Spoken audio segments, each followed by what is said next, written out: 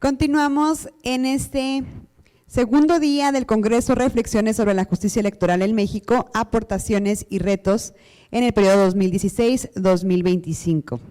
Y vamos a continuar con nuestra siguiente mesa de trabajo, denominada El futuro de los tribunales electorales en México, así como elecciones judiciales en México, áreas de oportunidad.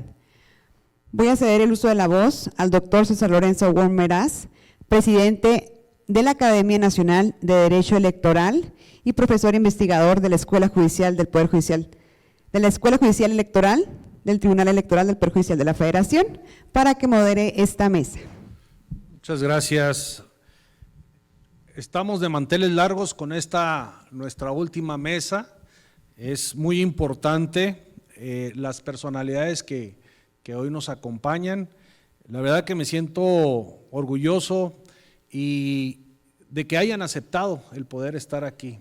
Gracias a mi amigo Manuel Cruz, que viene del estado de Hidalgo, ex magistrado, presidente del tribunal, la magistrada Blanca Eladia Hernández Rojas, magistrada presidenta del tribunal de Tamaulipas, Gloria Angélica Mendoza Beltrán, nombrada recientemente magistrada civil en el Tribunal Superior de Justicia de aquí del estado de Chihuahua.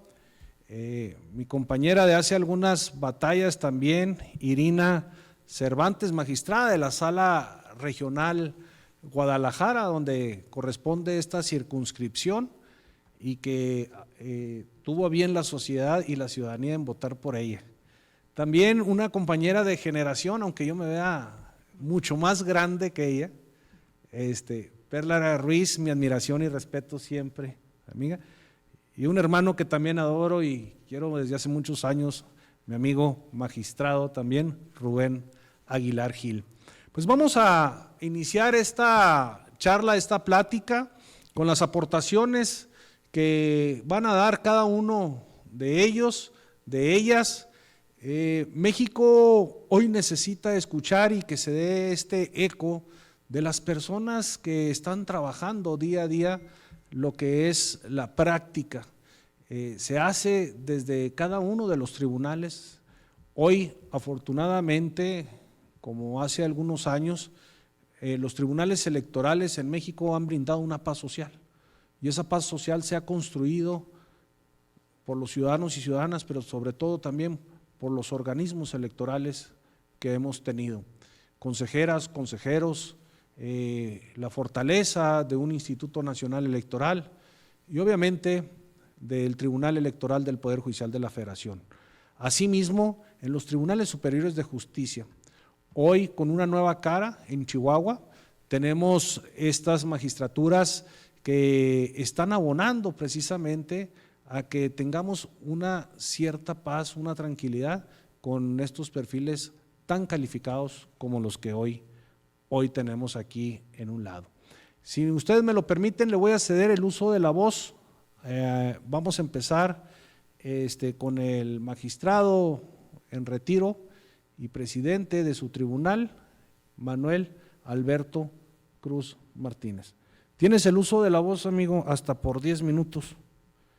Aquí te alcanzo esto. Muchas gracias, muy buena tarde, noche. Quiero agradecer en principio a la Escuela Judicial Electoral y a mi amigo, el doctor César Lorenzo Wong Meraz, presidente de la Academia Nacional de Derecho Electoral, por la invitación a esta plática que durante 2 años ha sido muy interesante y ha generado expectativas. Normalmente siempre preparo uno algún speech para poder platicar. Sin embargo, estos 2 días nos han hecho reflexionar bastante acerca hacia dónde vamos y cómo vamos terminando. No me dejará mentir César Wong, hace 10 años estábamos en una condición igual, en 2014 la reforma electoral, y nos tocó junto con Carlos, con César, con otros viejos amigos que éramos magistrados en ese momento, dar la batalla para evitar la desaparición de tribunales electorales. La tentación siempre ha existido. ¿Por qué?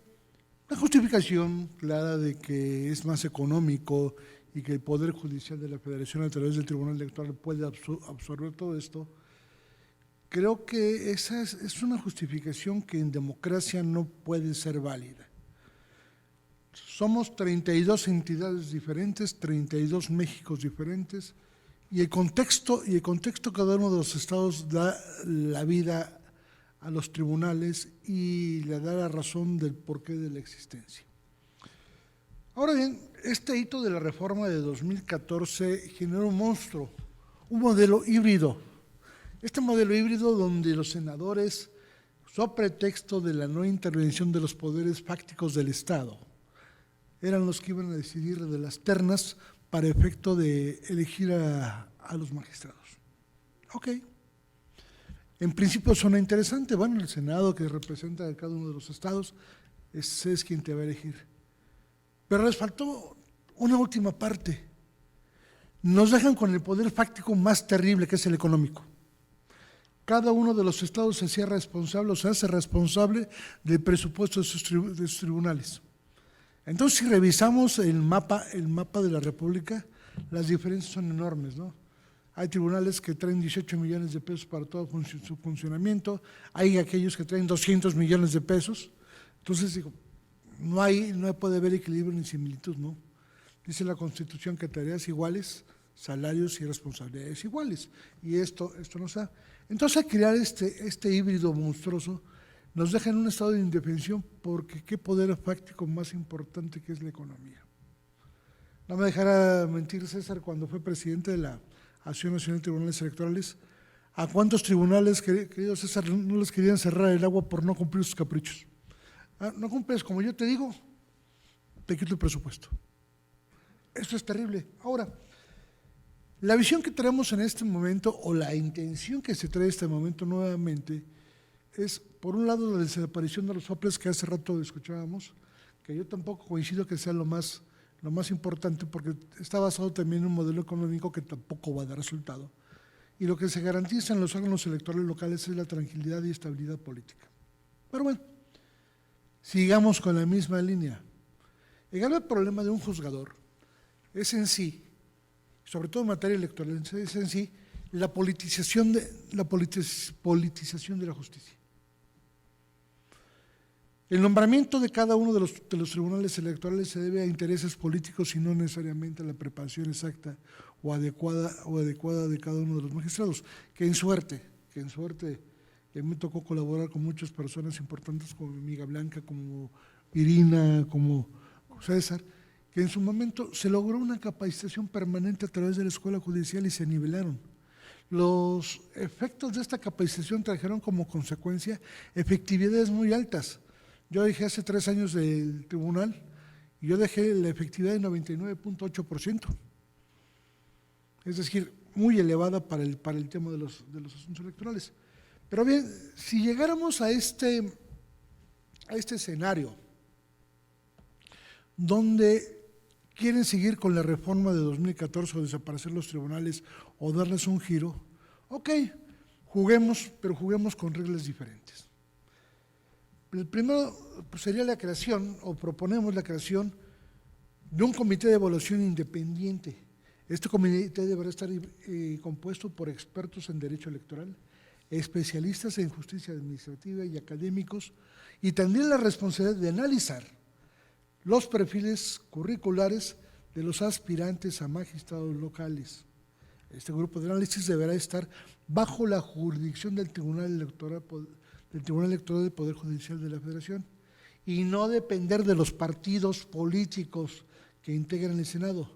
De esta manera se garantizaría que la selección se realice con criterios de capacidad, idoneidad, independencia, profesionalismo, sin la intervención de los intereses partidistas. Y esto tendría una lógica muy clara. Entonces, no traeríamos sesgo en a quienes elegimos como magistrados. Se tendrá que también se propone hacer un análisis curricular con entrevistas públicas, donde los aspirantes a magistrados deberían someterse a análisis curricular exhaustivo. Este análisis no solo contemplaría la trayectoria profesional en el ámbito electoral, sino también en otras áreas del derecho y la administración pública, evaluando su imparcialidad, su habilidad para tomar decisiones jurídicas independientes y su compromiso con valores democráticos. Además, se propondría un sistema de entrevistas públicas en la que los candidatos pudieran ser evaluados por la sociedad civil, expertos en derecho electoral y medios de comunicación, garantizando así un proceso de selección transparente y abierto. El proceso de selección transparente y públicamente supervisado sería para evitar la politización del proceso de selección. Y ya que establecimos ese comité de evaluación independiente, será supervisado por un Consejo Nacional de Justicia Electoral, compuesto por figuras con un historial probado de compromisos con la democracia y la independencia, reconocidos con esa probidad moral que les pueden apoyar.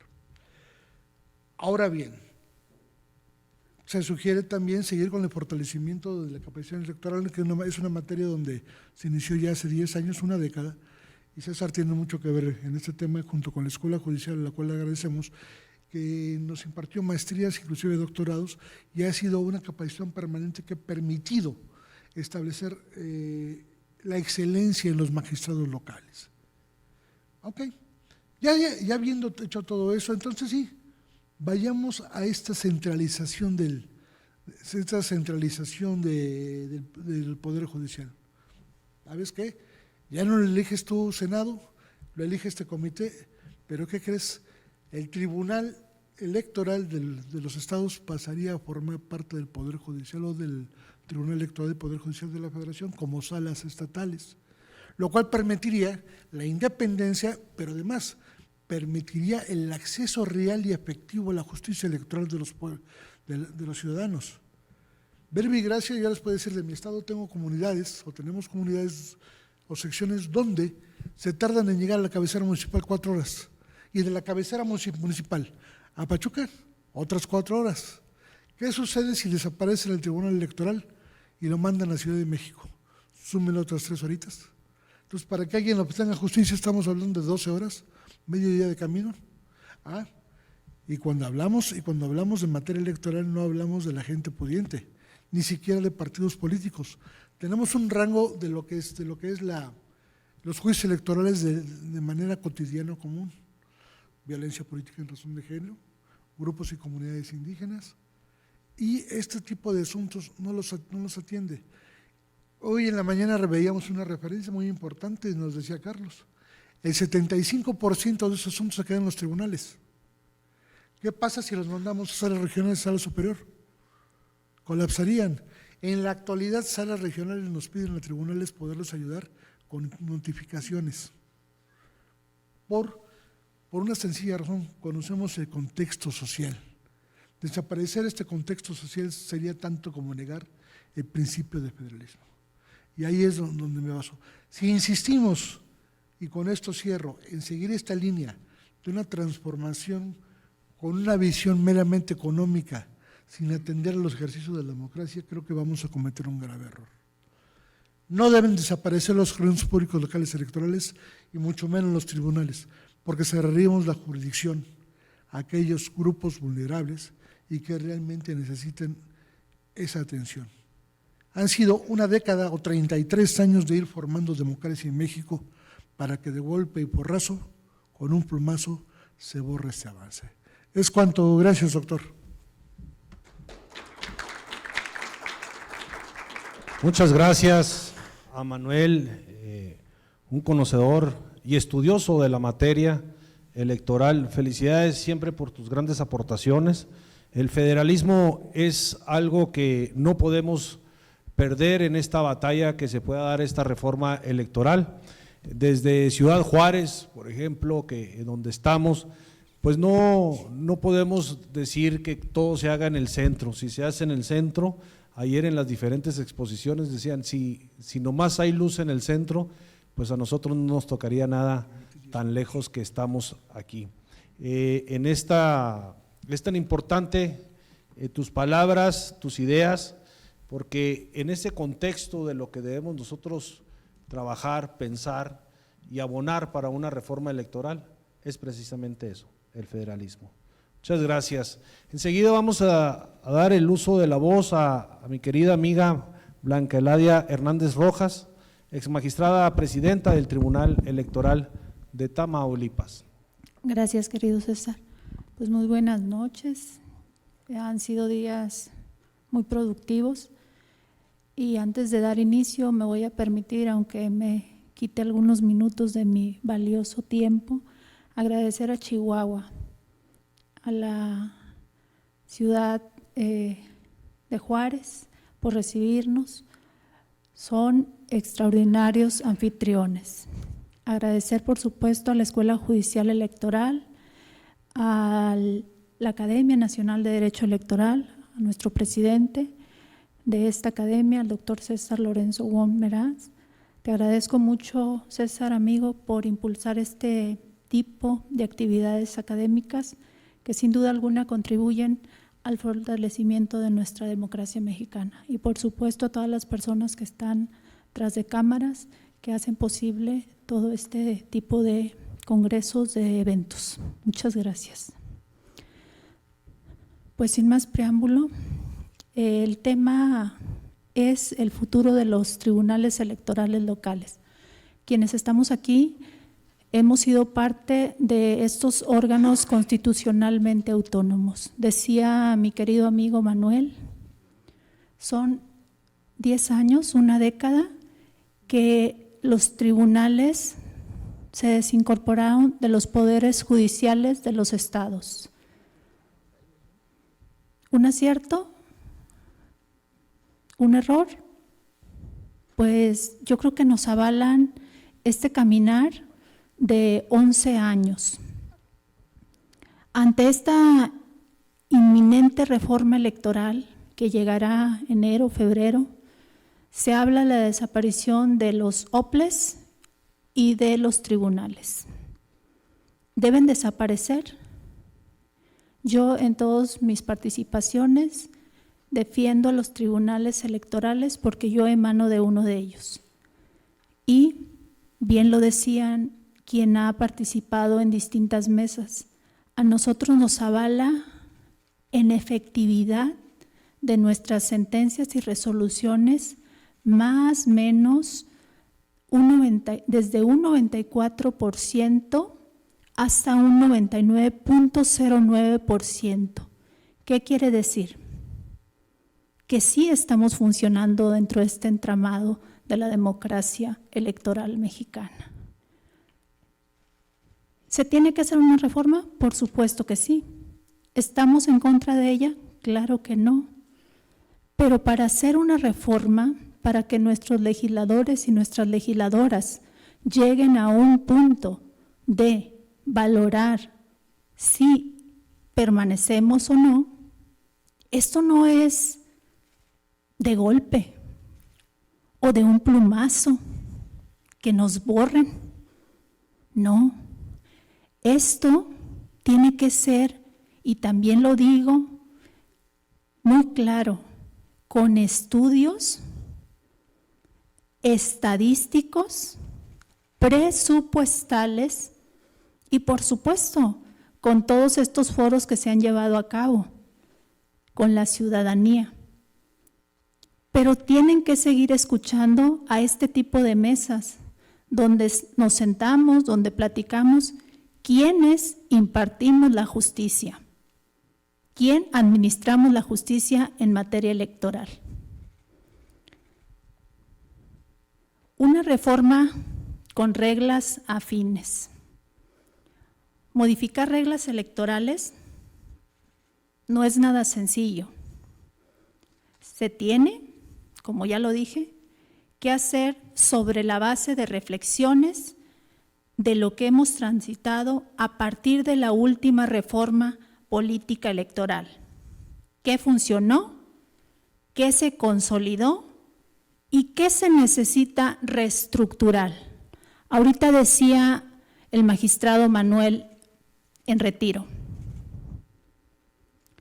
Puede que nos pongan en salas que dependan de la federación, de la sala superior, puede que nos quieran regresar a formar parte de los poderes judiciales del Estado. Yo creo que si lo van a hacer, sería muy conveniente que sea o que sigamos siendo parte, pero de la Federación. Si bien a nosotros como magistradas y magistrados, hoy en retiro, nos nombra el Senado de la República, la máxima casa del pueblo federal, no tenemos, por poner un ejemplo, total independencia o autonomía como la marca la máxima norma de México. ¿Por qué? Porque si bien nos nombra el Senado de la República, llegamos a nuestros estados huérfanos de ellos, porque presupuestalmente hablando dependemos del Estado. Y es ahí donde empiezan los asegúnes. Y es ahí donde se cuestiona nuestra independencia y nuestra autonomía. Y es ahí donde dicen que fallamos a los principios constitucionales y legales a los que estamos obligados a cumplir. Pero como personas integrantes de instituciones, tenemos que sacar adelante nuestro trabajo con lo que se nos dé a nivel estatal. Y ha sido a golpe de sentencias, y bueno, aquí tengo al doctor César, que en muchas ocasiones ha sido parte fundamental en muchos tribunales para que ese presupuesto sea otorgado, porque no nos tendrían por qué condicionar para poder sacar adelante cada proceso electoral que llevamos a cabo en cada entidad federativa. En la mañana le decía a un compañero, lograr, o creo que al doctor Darío, para nosotros lograr un avance presupuestal de 1 millón de pesos, no saben lo que se batalla. Digo, yo fui presidenta 4 años. Anoche le decía a César, yo dejé el tribunal con 54, más o menos 54 millones, entré como con 35, pero con ampliaciones creo que en 45 millones. Cada año lograr eso es muy complejo, es muy difícil. ¿Por qué? Porque tenemos que sacar adelante muchísimas cosas. Tenemos que sacar no nada más el recurso o los recursos que se nos presentan en materia electoral, y no solamente en procesos electorales. Tenemos que tener una institución fuerte, fortalecida, con el personal, con el recurso humano, con el recurso material, y para eso necesitamos siempre el recurso financiero. Entonces, yo creo que sí nos necesitan, y no es que, siempre digo esta palabra, no es vanagloria, pero somos importantes en este trayecto del cual formamos parte. Mi pregunta es, ¿existe verdaderamente un análisis para desaparecer a los órganos constitucionalmente autónomos, tribunales electorales? ¿O solo nos borrarán así, como lo dije hace un momento, de un plumazo? Ante este cuestionamiento, y yo misma me respondo, sería interesante tener certeza de que solo con la extinción o desaparición, ¿creen que con esto ya sería lo correcto? ¿Por qué lo digo? Porque somos señalados, porque somos cuestionados, y no nomás a nivel local, a nivel federal. Creo que ya me ando terminando el tiempo, ¿verdad, César? Ok, bueno, me voy a casi al final. En el último proceso electoral, voy a hablar del estado de Tamaulipas. Hace un momento, cada entidad federativa tiene su propia idiosincrasia, cada entidad federativa tiene sus propios habitantes, entonces yo no podría decir que en Hidalgo es lo mismo que en Tamaulipas. Tamaulipas sacamos adelante, de que yo llegué al tribunal, 5 procesos electorales. 5 procesos electorales con cúmulo de trabajo, digo yo, desde ahorita 2025, 77 medios de impugnación. Yo escuchaba que en otro estado tuvieron 14. Somos uno de los tribunales que a lo mejor pueden decir, bueno, tiene 43 municipios. Pues sí, pero yo les podría decir que en 2021 tuvimos más o menos 700 y algo medios de impugnación. Y yo les podría decir que una ponencia se conforma por un magistrado, un secretario de estudio de cuenta y un auxiliar. Y en ocasiones un oficial judicial. Hemos sacado adelante gran trabajo, no solamente en Tamaulipas, en todas las entidades federativas. Yo creo que sí es importante que nos escuchen, que nuestras voces se plasmen en un dictamen, en un acuerdo que vayan a tomar nuestros representantes populares, porque de que va a llegar la reforma, va a llegar. Muchísimas gracias. Gracias, César. Muchas gracias a la magistrada presidenta Blanca Eladia Hernández Rojas de Tamaulipas. La verdad es que es muy interesante y son números que son fríos. Todos los tribunales en el país tenemos un presupuesto, los tribunales electorales locales, hay un presupuesto de 1.500 millones de pesos con alrededor de 1.300 personas trabajando para la justicia electoral local. Ahorita está 103 magistrados electorales en todo el país, casi en la mayoría tienen 3, salvo algunos tienen todavía 4 o 5. No es fácil para ningún magistrado, presidente, poder acudir cada mes a buscar la administración de su presupuesto que ya fue autorizado con el secretario de Hacienda, porque no se los dan todo completo. O sea, si ahorita, como señalaba mi querida amiga, yo dejé en 53 millones el presupuesto, no es que dejó 53 millones en la caja, ¿verdad? O sea, era el presupuesto.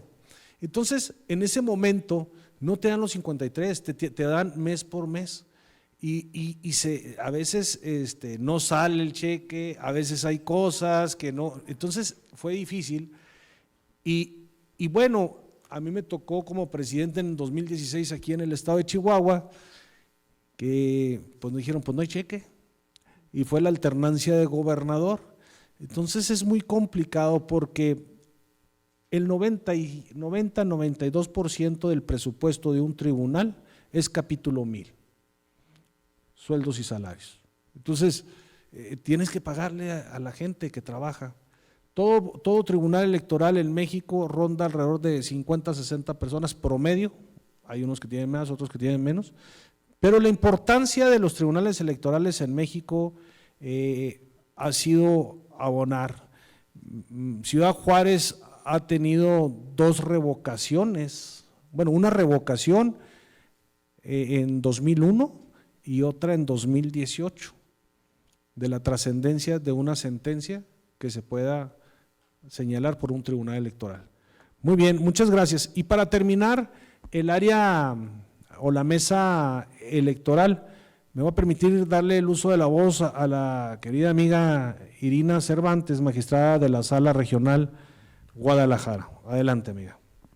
Gracias, presidente. Bueno, sin duda agradecer al doctor César Wong por siempre caracterizarse no solo por ese gran liderazgo que tiene con todos nosotros, sino por siempre impulsar el fortalecimiento de la justicia electoral, de la academia. Entonces siempre César ha sido muy inquieto y siempre nos aglutina. A veces quienes gozamos y que a lo mejor venimos a estos eventos y aprovechamos también para conocer, no nos damos cuenta de el gran esfuerzo que hace el anfitrión, de todo, de coordinarnos todo. Entonces, tanto a César como a su equipo de trabajo, mi agradecimiento. Siempre les digo, estos cargos son honoríficos y por eso no se crean, nadie se los pelea, porque es trabajo gratis por lo mismo, le decía yo. Pero bueno, mi reconocimiento, César, siempre por tu generosidad y por quienes compartimos esta mesa, pues son amigos que los quiero mucho y bueno, Creo que todos hemos sufrido esta problemática de la justicia electoral local y desde luego que yo me decanto por ser gran defensora del federalismo judicial. Yo creo que centralizar la justicia electoral pues no va de acuerdo con el Estado constitucional y democrático de derecho que tenemos, sino entonces tendríamos que cambiar a un Estado centralista donde hay un solo órgano que es el que se encarga de la justicia electoral. Y yo lo que siempre he dicho, y no por ser ahora magistrada federal, puedo decir que no veo las vicitudes que tenemos como juzgadores locales, al contrario, las padecí también, y no es lo mismo revisar que construir. Los órganos jurisdiccionales, y yo recuerdo que César tenía una estadística, tienen una eficiencia de más del 75%, cuando mucho el 30% llega a la instancia federal. ¿Qué significa eso? Que el justiciable a nivel local está contento con sus tribunales electorales, no llegan muchos asuntos al filtro federal, ¿no? Se quedan en la justicia electoral local. Entonces, creo que ese es un dato importante. Hay un elemento que decía mi maestro, el doctor Jorge Carpizo, el de la bolsa, ¿no? Que a partir de la reforma del 2014, que es cuando se hace el tipo de nombramiento por el órgano parlamentario federal, pero que no te dan presupuesto como órgano. Nosotros lo padecimos también cuando se creó el Tribunal Electoral de Nayarit, porque en pleno proceso nos nombran y pues no había presupuesto, no estaba designado, estaba porque no existía, ¿no? Entonces, imagínense iniciar un proceso donde no había salarios ni para los proyectistas.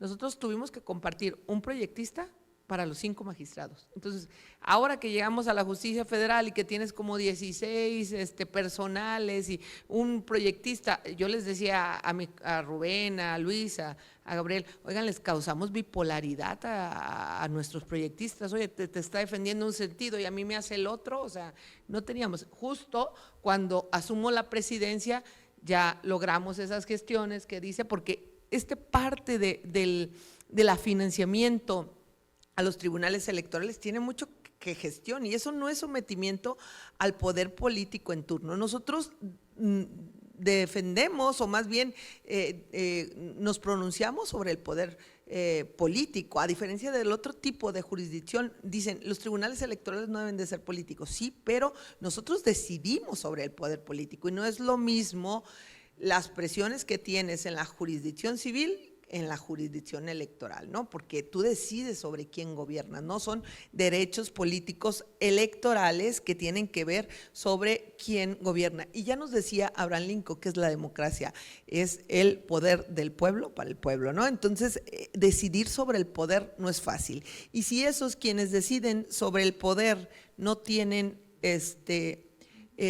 recursos, pues es muy difícil, tienes que hacer lo que decía César, estar con ese diálogo constante. Por eso es importante que se fortalezcan a los tribunales electorales. Siempre en cada reforma, digamos, somos el patito feo, los soples y los tribunales, pero creo que es importante ese fortalecimiento y para que esto tampoco suceda, creo que algo importante de la fortaleza de los tribunales electorales es lograr fortalecer el Estado constitucional y democrático de derecho que tenemos en nuestra Carta Magna fundamental.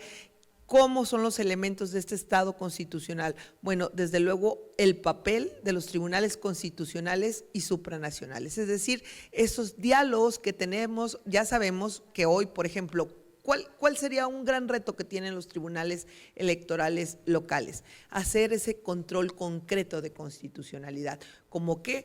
Cómo no solo aplicar la normativa electoral local, sino ese control de constitucionalidad que maximiza derechos fundamentales, porque un elemento que va a fortalecer a la justicia electoral local va a ser sus sentencias, ¿no? Entonces, si a través de tus sentencias tú logras fortalecer la democracia, esa limitación, esa posibilidad del ciudadano que crea en la alternancia del poder, esa concretización de los derechos humanos, la democracia es el poder de la mayoría con la ayuda de la minoría. O sea, no estamos en estados totalitarios donde solamente la mayoría gobierna. No, democracia implica que la minoría también se oiga, se exprese y que lo tengamos. La transparencia en el gasto público, la fiscalización. Hoy tenemos un complejo sistema de fiscalización y hoy que nos tocó ser candidatos, algunos estamos multados porque no sabíamos cómo hacerlo. Entonces,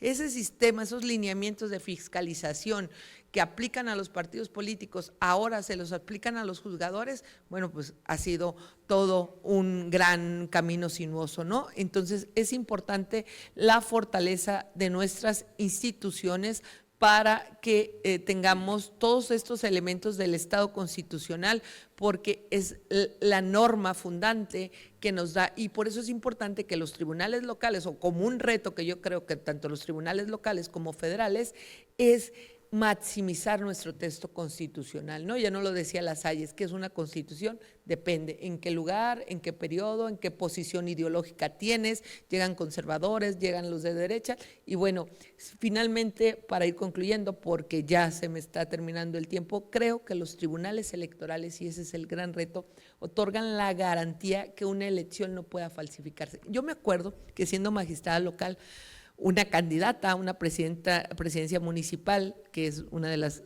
digamos, económicamente hablando en Nayarit, muy poderosa porque es Bahía de Banderas, me dice, no, seguro que me hicieron fraude, porque yo participé como candidata y fuimos mi novio y yo a votar y solo tuve un voto.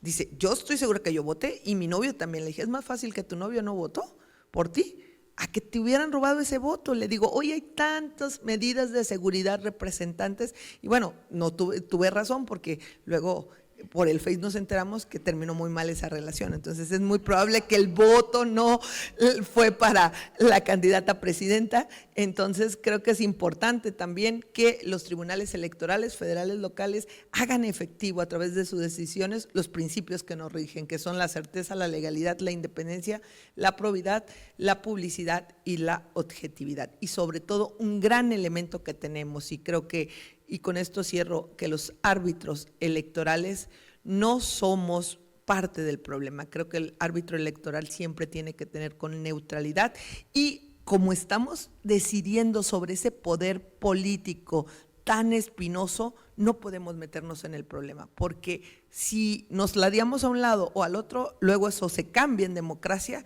y sales muy, como se dice coloquialmente, quemado, ¿no? Entonces yo creo que algo que tiene que el árbitro garantizar es la neutralidad. Y muchas gracias por la invitación, presidente. Muchas gracias. Siempre es un gusto compartir la mesa con Irina. Me tocó verla llegar a su tribunal en Nayarit. Recuerdo las primeras llamadas de Irina, donde los compañeros le hacían un poco de bullying. La primera sesión pública la querían llevar en privado, entonces me hablaba y me decía, oye, ¿si se puede? No, no se puede. Ah, no, ya me dijo César que no se puede, y se aventaba.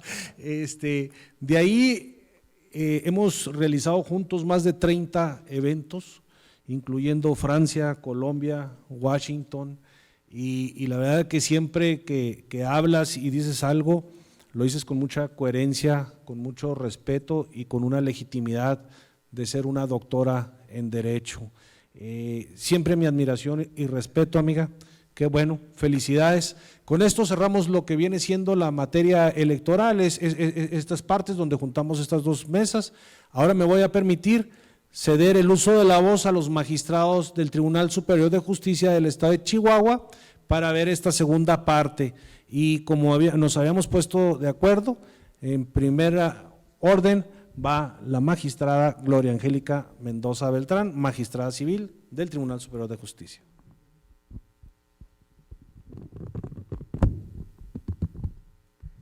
Muy buenas noches, muchísimas gracias por la invitación. Primero que nada quiero darles la bienvenida a todos y todas a nuestra querida frontera, a Ciudad Juárez. Muchas gracias por su presencia y también agradezco muchísimo la invitación y el espacio al doctor César Wong Meraz. Muchísimas gracias por invitarnos. Y cuando me hizo la invitación para estar esta tarde aquí con ustedes, me dice, platícanos un poquito acerca de las reflexiones y de los retos y de la experiencia que fue llevar a cabo esta elección judicial, esta primera elección judicial en todo el país. La verdad es que me quedé pensando y les puedo decir que tuve un sinnúmero, ¿sí? ¿Se escucha bien? Un sinnúmero de experiencias que a lo mejor ahorita mis compañeros no me dejarán mentir, porque la verdad es que fue todo un reto para los que participamos, segura estoy.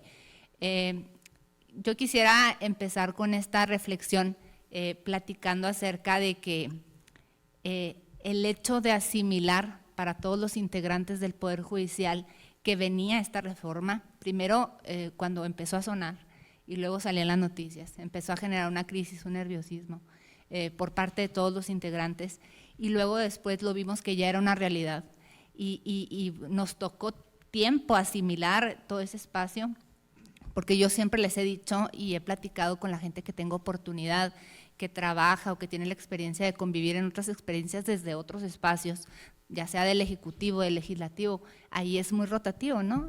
Sabes que en 3 años a lo mejor se ve el diputado, en 6 o en 3 se ve el presidente municipal o el gobernador, pero en el Poder Judicial, la gente que estamos ahí, tanto estatal y federal, son relaciones laborales de muchos años, son proyectos de vida que tal vez hay gente que desde que salió de la escuela entró a trabajar al Poder Judicial y toda su experiencia de vida laboral la tiene empeñada ahí.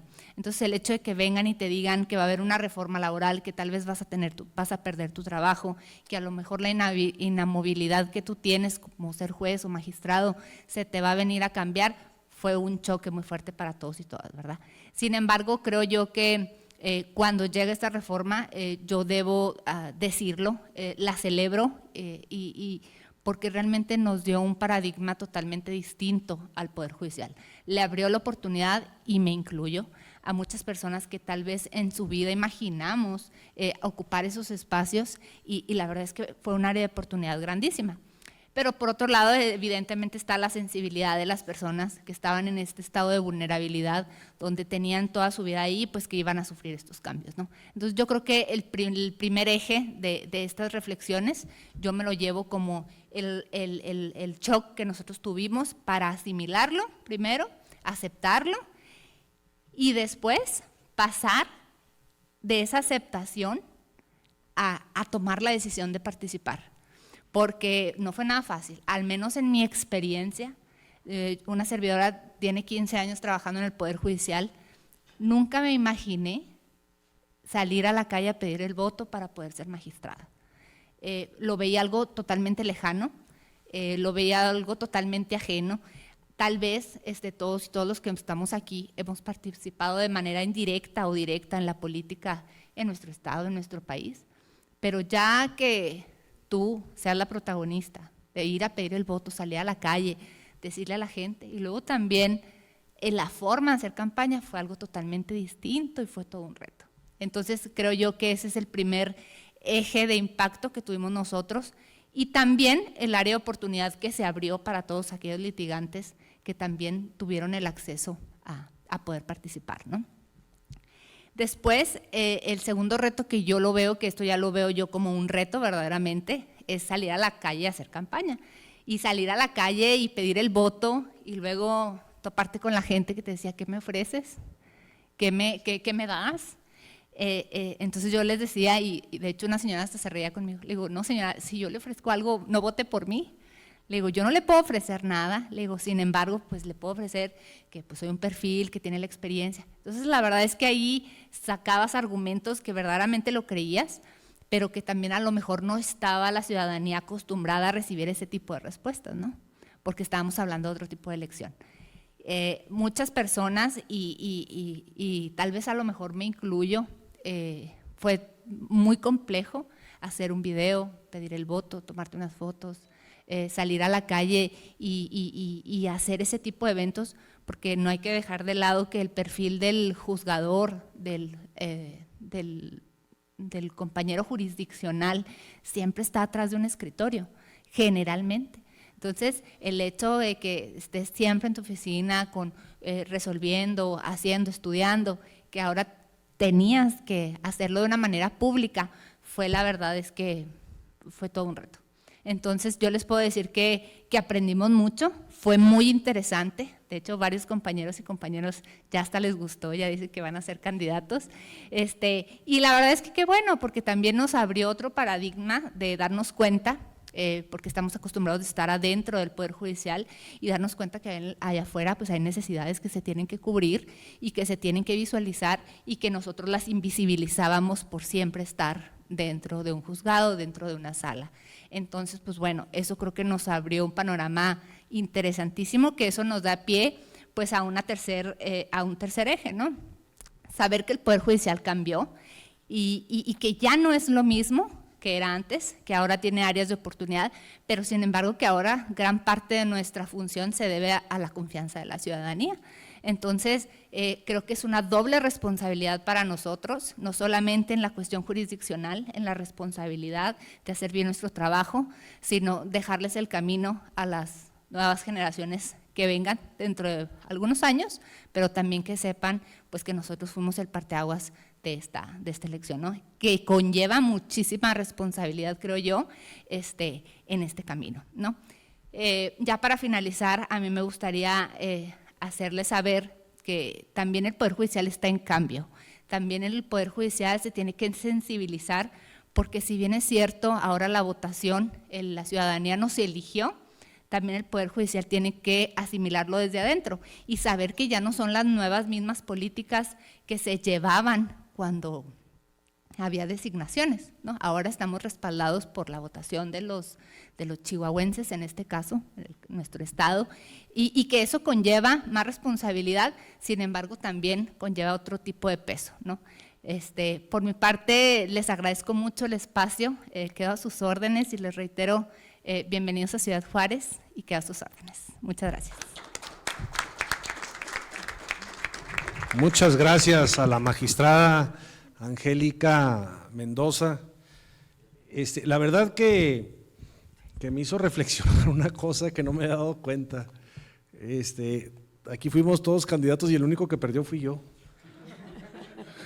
Bueno, no, hiciste camino para lo siguiente. Oye, todos fuimos candidatos y el que perdió fui yo. Mira, está viendo, era puro ganador. La verdad que me da mucho gusto estar en medio de puro ganador. Y cuando estaba platicando la magistrada, obviamente uno empieza a reflexionar lo que hizo en campaña. Y el ser candidato a mí me gustó mucho. La verdad que fue una experiencia muy bonita. De empezar a hacer los TikToks, empezar a hacer en redes sociales uno mismo. Ves recién empezar la campaña y al finalizar, pues ya como que agarró uno, ¿verdad? Le gustó y ya salías un poquito mejor y buscabas tu mejor ángulo. Eso fue muy bonito, pero lo más bonito fue el acercamiento con la ciudadanía. Yo pienso y avalo lo que está diciendo la magistrada, porque creo que sí es el camino correcto, la elección de magistrados, la verdad que sí, porque nos sensibilizó mucho. Que lo tenemos que perfeccionar, muchísimo, muchísimo. Sí tiene unas áreas de oportunidad, sí tenemos, pero bueno, fue la primera, dijo, fue el parteaguas y de ahí a lo que sigue.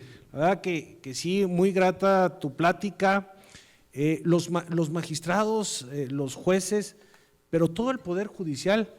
Ya no es como antes de que decías, mis sentencias hablan por mí. No. Hoy el magistrado, el juez, tiene que salir y tiene que decirle a la sociedad qué es lo que está haciendo y qué está dictando. Y si es a través de redes sociales, qué bueno. Y si es a través de estos foros o de observatorios, también. Entonces, busquemos trabajar en pro de la democracia en nuestro país, a través del Poder Judicial en este caso. Bueno, cedo el uso de la voz a mi compañera de generación, a Perla Guadalupe Ruiz González, magistrada. Es que ya no es penal, es magistrada. De la séptima sala penal. Ah, de la Sí, séptima del sala. Tribunal Bueno, Superior de Justicia. adelante, tienes el uso de la voz, amiga. Bueno, pues muy agradecida con la invitación, con la iniciativa del doctor César Wong, amigo, compañero, no nada más de formación, sino de batallas, de valores. Muy agradecida con el hecho de estar en esta heroica Ciudad Juárez. Siempre he dicho que si hay una sociedad ejemplar que se caracteriza por hacer lo mejor y levantarse desde las cenizas, es esta ciudad, esta parte del estado. Juárez siempre pone el ejemplo de la entereza, de la fortaleza, del apoyo, pero sobre todo de lo que implica la voluntad del pueblo, de lo que implican las necesidades de la sociedad. Y en este proceso electoral, la voluntad de Juárez para mí fue fundamental para salir avante. Escuchaba a los compañeros magistrados en materia electoral y yo les digo que soy consecuencia del buen trabajo que ustedes realizaron. El hecho de tener autoridades electorales firmes, profesionales, técnicas, que preserven la democracia y que lleven al cumplimiento de la voluntad del pueblo es fundamental. Y lo comento porque en este proceso, después de haber cursado por más de 30 años dentro de la función pública y 28 años dentro de la función jurisdiccional, nunca me hubiese imaginado poder acceder a la magistratura si no fuera porque la voluntad del pueblo me llevara a este escaño. Y aunque lo intenté muchísimas veces a través de concursos de oposición, aunque me llegué a inconformar, pues no fueron la restauración de las decisiones de las autoridades en aquel momento las que me llevaron a cumplir con una aspiración que no es una aspiración personal, sino es un convencimiento pleno de que la justicia es para la sociedad, para preservar el orden público y para generar mayor paz social. Nunca me imaginé que pudiese haber un cambio hasta que esta reforma, que ha implicado una modificación de nuestro sistema jurídico, permitió que saliéramos a las calles. Y en un inicio, aunque lo intenté cuando sale la primera convocatoria, fui excluida dentro del proceso de selección de los comités, a pesar de que había sido calificada como persona idónea por el Comité de Evaluación del Congreso del Estado. Y eso me llevó a tocar la puerta con las autoridades electorales y fue justo la Sala Superior la que otorgó un fallo protector que generó un beneficio no solamente para mí y para un grupo de otras mujeres que creíamos en la justicia y que propició que bajo ese fallo protector se modificaran las listas para que nosotros fuéramos en una papeleta y pudiésemos ser votadas. Pero no era un triunfo para nosotros, era un triunfo para la sociedad, al tener diversidad de candidatos entre los cuales pudiese elegir a cuáles les daban la encomienda para poder continuar ejerciendo la función. Entonces, como lo dicen mis compañeros, vino ese proceso de campaña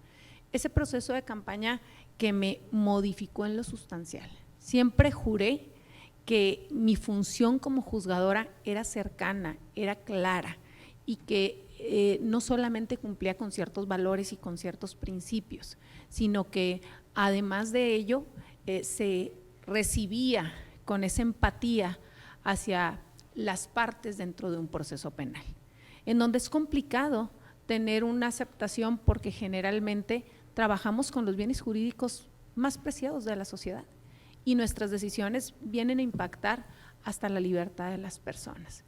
Cuando tengo la oportunidad de salir a esa campaña, a pesar de todo el esfuerzo como juzgadora por más de 18 años, después de haber salido de procesos de concursos de oposición, después de haber ejercido funciones no solamente jurisdiccionales, sino también administrativas, al estar en las calles pude percibir de manera muy clara cómo la sociedad estaba decepcionada de la lejanía de la justicia, cómo la gente, el pueblo, no lograba advertir cómo esas sentencias no habían hecho justicia en su vida, no veían la materialización de las decisiones judiciales en sus vidas. Desde ahí mi percepción sobre modificar la justicia, empezó a transformarse aún más y entendí por qué la sociedad demandaba esa justicia cercana. Les soy franca, aunque muchas veces expliqué infinidad de sentencias, aunque muchas veces emití sentencias de lectura fáciles, aunque nunca he dejado de actualizarme, hubo momentos en que en esas calles tenía que pedir perdón. Perdón a las personas que no lograron conocer la justicia, perdón a las personas en donde esa justicia se volvió en una aspiración selectiva. Entonces, todo esto no lo podemos lograr si no tenemos autoridades electorales que preserven la voluntad de la sociedad al emitir su sufragio. Todo esto no lo podemos lograr si no tenemos los perfiles idóneos, comprometidos bajo los principios de independencia, imparcialidad, profesionalismo, que sigan preservando la función judicial, que entiendan que esa función judicial es para la preservación, no solamente de la paz, sino para la sana convivencia. Y es en donde pues resulta importante que la próxima reforma que viene, ¿sí?, siga siendo una reforma para la protección de la democracia dentro de nuestro país. Pero además de eso, es importante que después de este proceso que pudo haber tenido muchos errores, modifiquemos lo que sea perfectible, que es mucho. Escuchaba con atención al doctor Cruz y comparto totalmente en que lo idóneo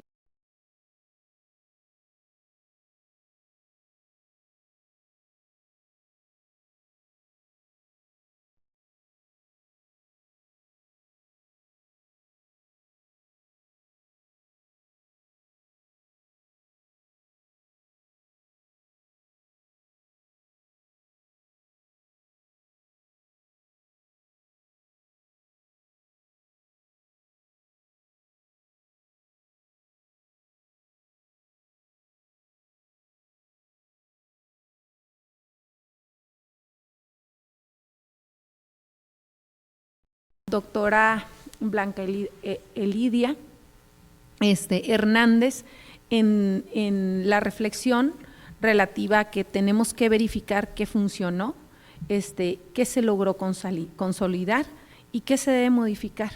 Yo creo que la elección judicial de personas juzgadoras es funcional, ¿sí?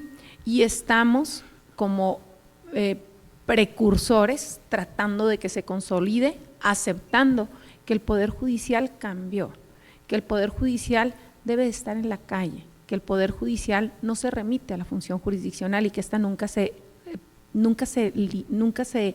modifica, esa independencia debe de seguir, pero que nosotros debemos de lograr que todas las personas que se ven desprotegidos o que aspiran a la sociedad sientan el resultado de la justicia en sus vidas. Y pues de ahí encontraremos esa serie de prácticas o de innovaciones que nos permitan modificar el proceso electoral, pero siempre en beneficio de nuestro México.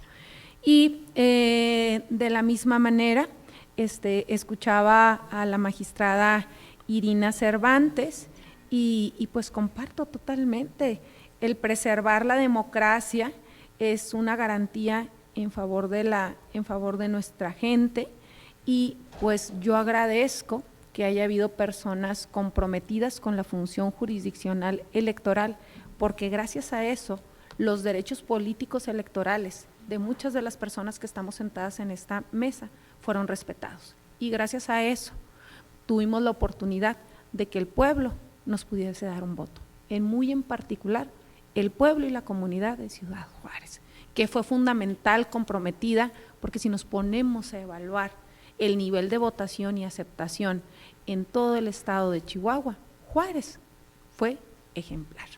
Entonces, pues mi compromiso de seguir juzgando de la manera más profesional, mi compromiso de seguirme preparando, mi compromiso de seguir preservando la independencia, mi compromiso de dar resultados ante mi gente, ante mi comunidad chihuahuense, ¿sí?, pero sobre todo ante nuestro país que tanto lo necesita. Gracias.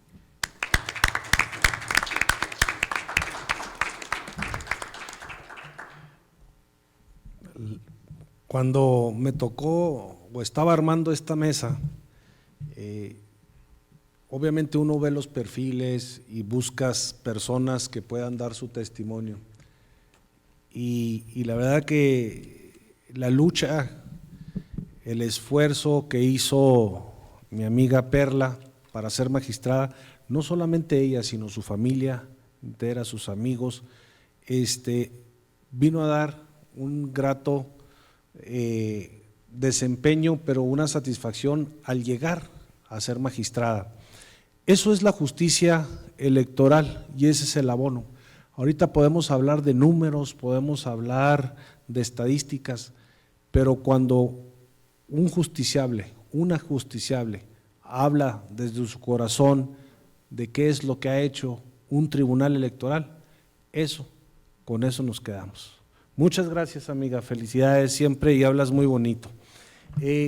Por último, dejamos y vamos a cerrar con broche de oro, mi amigo Rubén Aguilar Gil, hoy magistrado penal también del Tribunal Superior de Justicia del Estado de Chihuahua. Muchas gracias, amigo. Al contrario, buenas noches, muchísimas gracias por la oportunidad, por la invitación, César. La verdad es que estos ejercicios siempre son muy enriquecedores y muy constructivos, el estar ante la posibilidad de escuchar las diferentes ideas y los diferentes puntos de cada persona interesada en impartir justicia en las diferentes materias. Hoy nos toca a nosotros celebrar el ser la primera generación o los primeros candidatos de elección popular a las magistraturas y jueces y juzgados.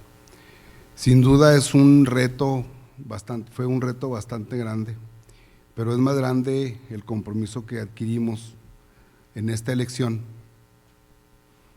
Nosotros en el andar en las calles pidiendo el voto, en el organizarnos, en el entender las nuevas reglas de esta elección, de este juego, en donde no había una aportación, un apoyo, en donde no había una apertura,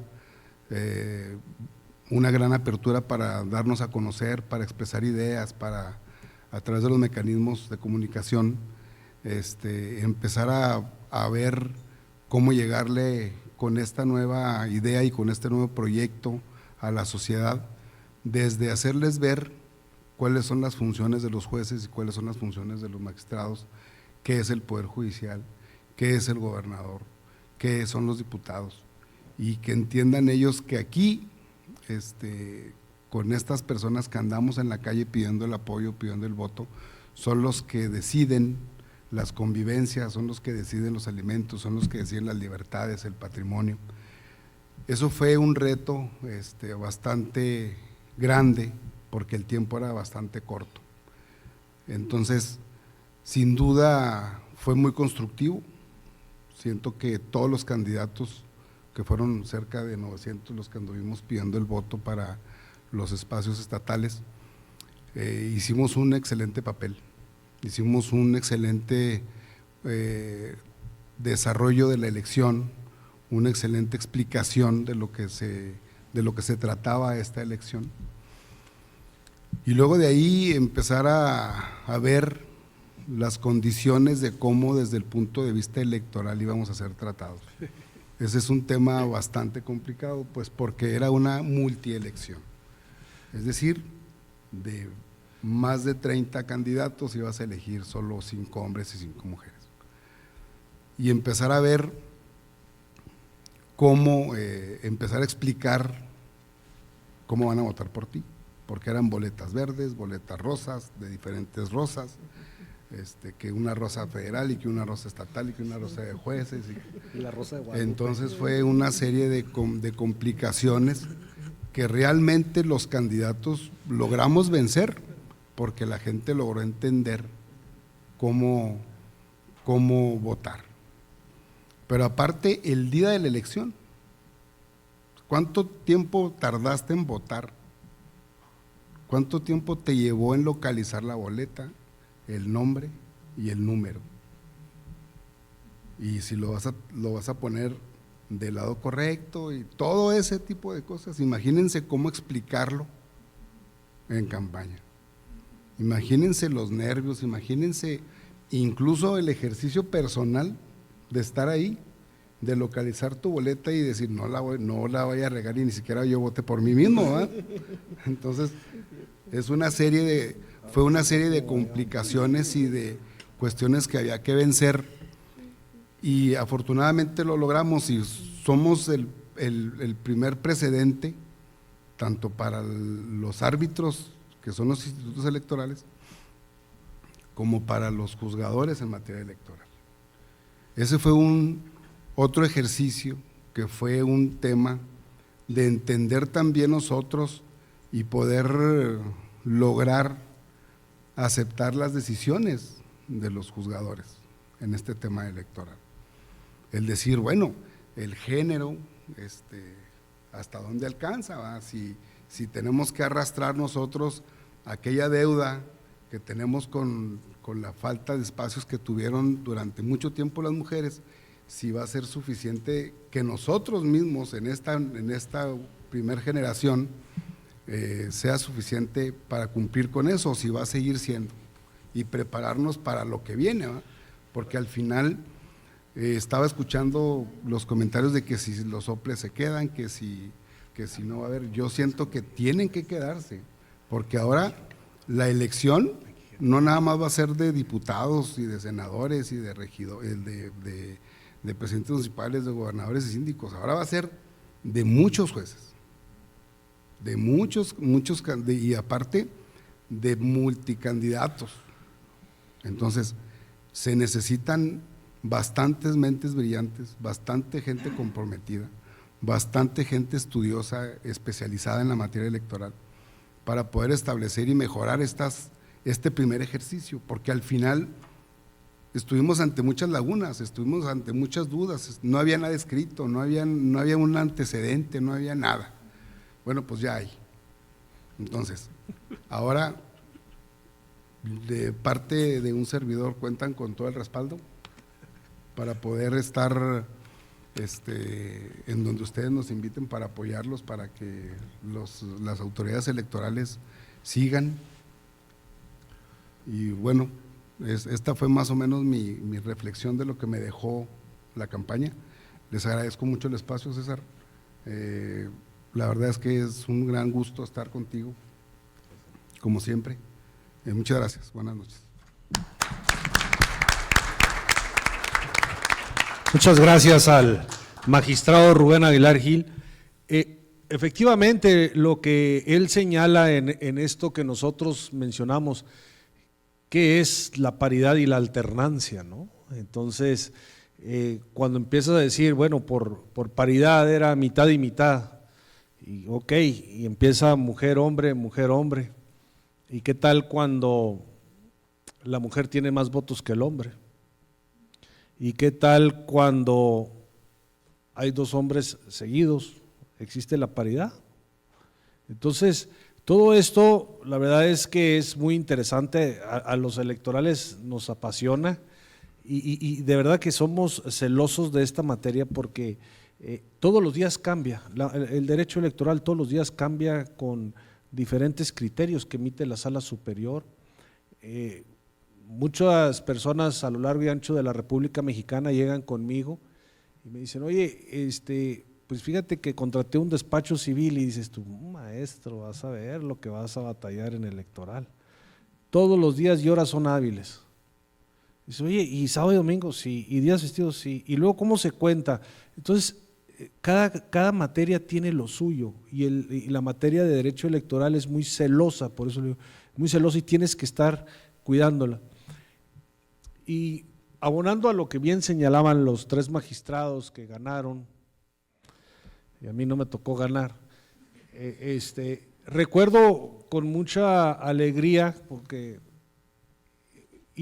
a mí me tocó hacer campaña en todo el país, y fui desde Tijuana hasta Mérida, y también me multó el INE por los gastos de campaña. Y dije, oye, no soy partido político para que estés diciéndome todo esto, pero bueno.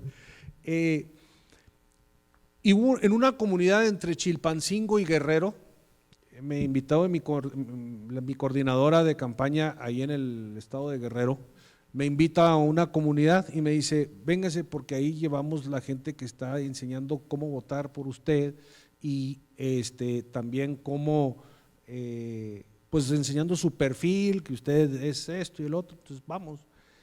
Y voy entrando a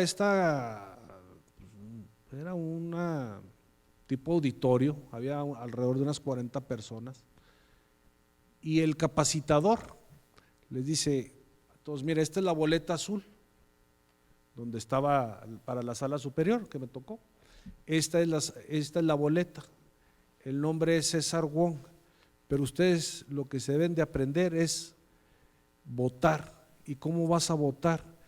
Dice, palito, culebrita. Palito, culebrita. Y a mí me llamó la atención, y dije, pues di 15, soy el 15. Las personas ahí, ninguna sabía leer ni escribir. Entonces, aunque yo no gané, con 500,000 de votos no gané, y decía yo, es que esto es lo que nosotros tenemos que sensibilizarnos. A veces como magistrados, a los que han sido de partido, hacer una planilla de regidores es complicada. Y nosotros no, y se la regresamos, espérate, oye, no, pues, no lo pusiste bien. No eso. Ahora que nos tocó andar en campaña, ya sabemos, dicen que no es lo mismo ser borracho que cantinero. Entonces, hoy la justicia electoral, falta todavía que los magistrados y los consejeros se vayan a elección. Yo sí voto por eso, porque la sensibilidad tiene que estar con la ciudadanía. Y eso es algo que los que estamos aquí y que hicimos campaña lo aprendimos también y no nos había tocado. Muchas gracias. Si tiene alguien una pregunta, levante la mano, si no procederemos a dar los reconocimientos. ¿No? Perla, la consejera de Baja California Sur, va a preguntar como en todas y cada una de las mesas. Es el nombre entonces. Sí. Gracias, muy buenas noches. Bueno, la verdad, muchísimas gracias por compartirnos sus experiencias, porque precisamente una de las grandes dudas que me queda es en cuanto al tema de fiscalización. O sea, entiendo, sí, pasaron por un procedimiento de fiscalización que les llegó muy atropellado, se estaban generando las reglas para la fiscalización cuando ya estaban en campaña. Entonces, la verdad, esa es una de las grandes dudas que me queda, porque digo, me preocupa mucho la parte cuando dije, a ver, personas que están para cargos de magistraturas electorales, que en algunos momentos les ha tocado resolver temas de fiscalización, estaban en estado de indefensión, tratándose del tema de fiscalización, porque se les estaban construyendo las reglas mientras estaban haciendo campaña. Ahora, no quiero pensar todavía la parte de personas que no se imaginaban que existía una fiscalización de esa manera en materia electoral y que todavía fueron muchísimas más personas las que se vieron en ese riesgo. Pero a mí me queda la gran duda, en algún momento se sintieron así, en estado de indefensión, luchando contra algo que realmente vulneraba los derechos de ustedes como personas, que el principio pro persona en ese momento era dejado a un lado, y ahorita, como nos comenta, cómo ese sentimiento de indefensión también les ayuda a decir, yo no voy a dejar que a ninguna persona le vuelva a pasar esto. Esa sería mi pregunta. ¿Quién quiere responder? ¿Sí? De Perla a Perla. Sí, sí, claro, mi tocaya. Creo que ese sentimiento de indefensión nos acompañó en absolutamente todo el proceso, pero no desde el momento en que se van estableciendo las reformas constitucionales en los estados, bueno, desde la reforma federal, los que veníamos de la función jurisdiccional, y ahora, ¿qué vamos a hacer cuando no tenemos garantizada una seguridad social, cuando ya teníamos ciertos derechos ganados que nos iban a dar estabilidad. Luego la indefensión, la incertidumbre continúa cuando viene la reforma estatal, luego con la instrumentación, al grado tal de que en mi caso, pues les digo, llegué a través de una acción a un fallo protector de la Sala Superior. La indefensión para los que estamos en materia penal, de bajar a las calles, porque nosotros en mi caso, yo había juzgado, les puedo decir, cientos de sentencias, miles de audiencias, y llegar a la calle y encontrarme y abrir mis redes sociales y encontrarme con la gente que sentencié o que restauré o a los que les di una respuesta, también se volvió en algo complejo. Luego, en el proceso de fiscalización, más indefensión, porque no teníamos ni recursos con que iniciar en una campaña, no teníamos una cuenta en donde manejarla, no sabíamos de cómo estar en contacto con un sistema de fiscalización, no sabíamos ni siquiera cómo llenar las plataformas respectivas.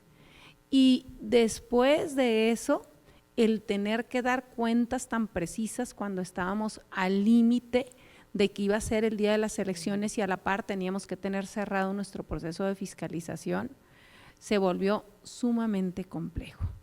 En el esquema, en el punto de ponderación, dentro de esa indefensión que vivimos constantemente, no solo yo, sino todos los candidatos, creo que lo restaurativo vino de la sociedad, de la confianza que nos dieron las personas, de las autoridades electorales realmente comprometidas. Entonces, pues eso nos indica que cuando hay sistemas jurídicos que se aplican a través de autoridades honestas, pues esa indefensión, sí, puede tener una conclusión. Y ahora nosotros de este lado, pues nos toca proteger a esas personas que quedan en estado de indefensión y propiciar justicia. Complementándole, Perla, para lo que dice, ¿qué vamos a hacer ahora como juzgadores? Pues yo creo que esta gran experiencia que nos habla la magistrada Perla y lo dice elocuentemente, yo creo que todos los que participamos en la elección y los que próximamente van a ganar, como el magistrado César, creo que ha sido una gran experiencia, de verdad. O sea, estos sinsabores que finalmente, ¿qué encontramos de positivo? Hoy yo ya sé fiscal electoral, la materia que no la conocía o que constantemente no estaba. Entonces, si hoy me hablas de fiscalización electoral, la manejo perfectamente. Pero, por ejemplo, ¿qué estamos haciendo en Sala Regional Guadalajara? ¿Qué les dijimos? Hay que hacer una recomendación al INE de todas las inconsistencias que estamos notando y que nos los están aplicando. Imagínense al magistrado César y a su servidora, nos multan por usar nuestro propio dinero. Yo entiendo que el sistema de fiscalización electoral esté pensado, sobre todo a los partidos políticos, porque reciben dinero público, pero nosotros que nuestro propio dinero te multen porque no subiste a tiempo un estado de cuenta, pues eso es, en cualquier democracia, es muy, muy complicado, ¿no? ¿Y qué hicimos? Bueno, por ejemplo, en un voto concurrente, y con esto concluyo, al justiciable le estaban pidiendo la factura y el ticket, y pues mis compañeros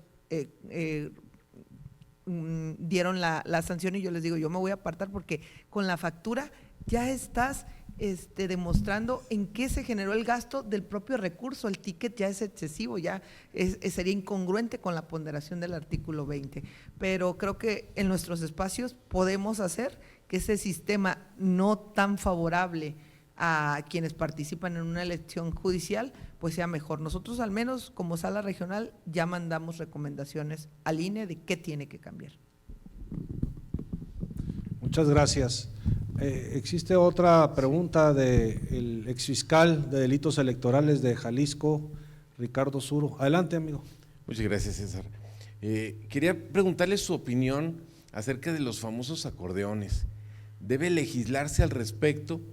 Y sobre todo ahora con la posibilidad de los candidatos independientes, que vemos que alguien se postula para gobernador y no tiene diputados afines y que pudiera él promover algún acordeón también de diputaciones acompañando su candidatura de gobernador, y vemos que fue la manera más práctica de ejercer el voto el día de la elección de juzgadores. Esa sería mi pregunta. Ándale, Irina. Yo contesto. Mira, amigo, magistrada de acordeón y con mucho orgullo, les digo yo, la verdad es que, ¿qué determinó Sala Superior? Que era propaganda política, ¿no? Finalmente llega a esa conclusión Sala Superior y por eso revoca la multa, incluso que estaba haciendo el Instituto Nacional Electoral. Entonces, ¿por qué? Por propaganda política, ¿no? Pero ahora, yo lo que te preguntaría, fiscal, ¿de cuál acordeón? Porque hubo muchos acordeones, hasta las universidades hicieron acordeones. Y dos, no todos los que aparecieron en el acordeón tuvieron un resultado favorable. Entonces, ¿en qué se quedó? ¿En qué se determinó?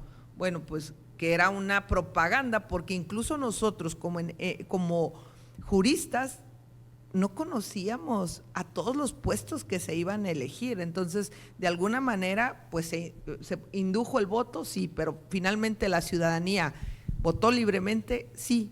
Entonces creo que se tiene que seguir analizando, pero de otra manera no se hubiera podido ir a votar. O sea, no nos engañemos, o sea, cuando tú vas a una elección, quienes ya tienen el público cautivo de su electorado, pues ya van con determinada corriente a votar o no. O sea, se supone que dentro de las causas de la nulidad de la elección es que no tú tienes que influir en el electorado, ¿no? ¿Por qué? Porque impactas en la equidad de la contienda, ¿no? Pero pues creo que finalmente se determina como propaganda electoral y pues se estaría analizando lo que dices tú, si un candidato independiente lleva su acordeón, pues que no sea causa de nulidad de la votación en casilla hasta ahorita.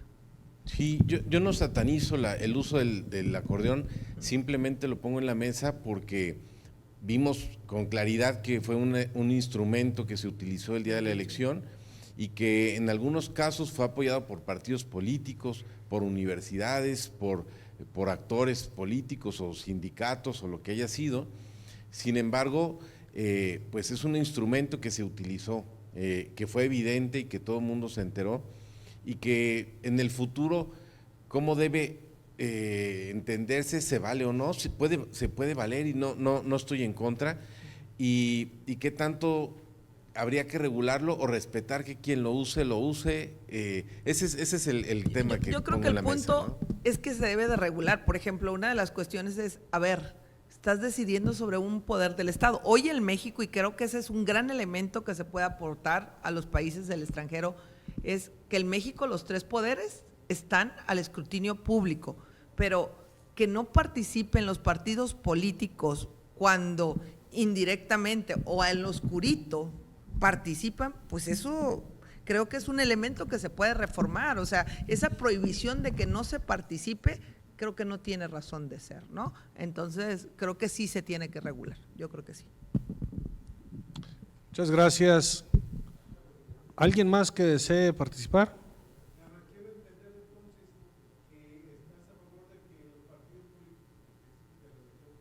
Sí, que haya candidatos independientes y todo.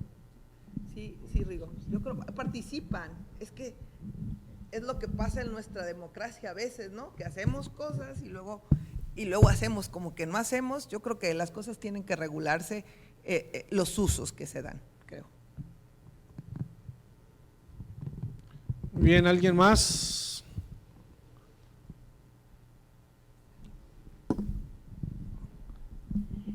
Yo nada más quisiera agradecer el hecho de que nos hayan tomado a Ciudad Juárez como una ciudad en la que puedan acudir todas y todos. Regularmente este tipo de eventos se hacen al centro del país, entonces desde la oficina regional estamos contentos de poderles conocer y estar escuchando cada una de sus experiencias, entonces nada más era eso. Gracias. Muchas gracias.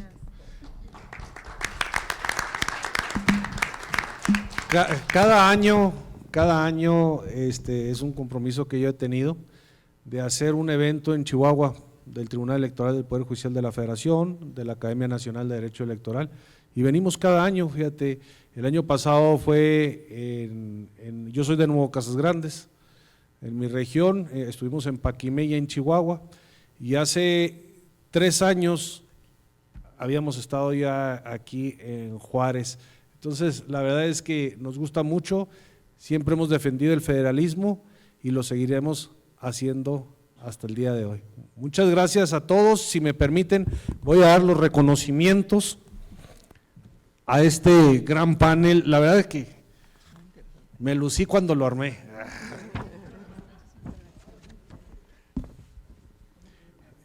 Congreso, reflexiones sobre la justicia electoral en México, aportaciones y retos durante el periodo 2016-2025.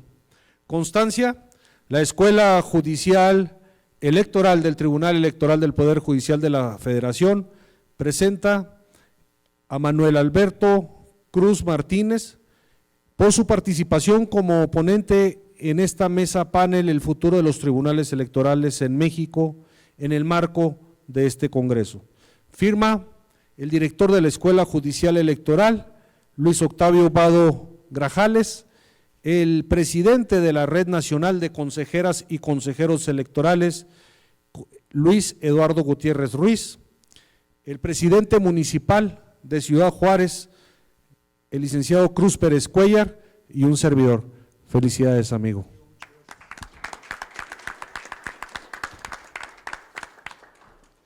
De la misma manera, para la magistrada, no es en retiro todavía magistrada, porque hace unas semanas todavía era magistrada y está en proceso de volverlo a hacer. Felicidades a mi amiga Blanca Eladia Hernández Rojas, magistrada del Tribunal de Tamaulipas.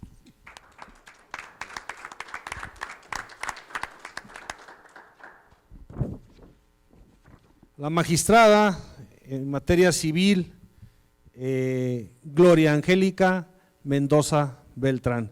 Felicidades y gracias por participar.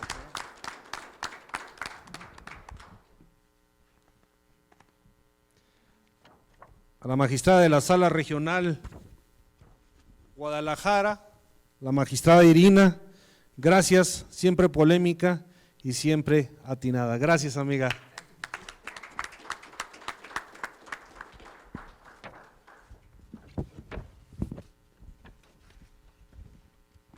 A la magistrada Perla Guadalupe Ruiz González, muchas gracias por estar aquí. Gracias, amiga.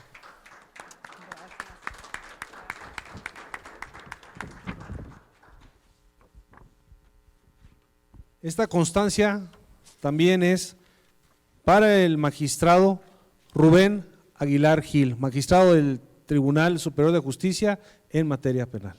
Gracias, Carlos.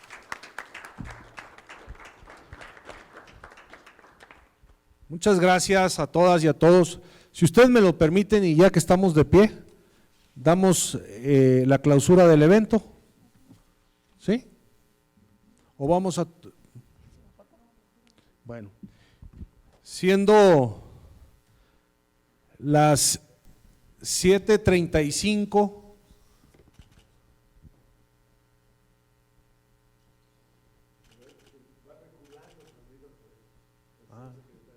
pásale. La cámara. Bueno, sí. Siendo las 7:35 del día 28 de noviembre, damos por concluido los trabajos y las actividades de este Congreso, reflexiones sobre la justicia electoral en México. Fue de mucho beneficio, fue de Ciudad Juárez, no solamente para México, sino para el mundo. Felicidades, enhorabuena a todos los participantes y felicidades también a la ciudadanía que nos está siguiendo a través de las diferentes redes sociales, pero sobre todo por Canal Plural de la Suprema Corte de Justicia de la Nación, que vienen aquí a acompañarnos y a transmitir estos eventos. Que todos los trabajos que hacemos en la Escuela Judicial Electoral, en RENACED y en la Academia Nacional de Derecho Electoral sean por el bien de las instituciones, sean por el bien de cada uno de los estados, pero que siempre, siempre, siempre sean por el bien de México. Muchas gracias y muy buenas noches.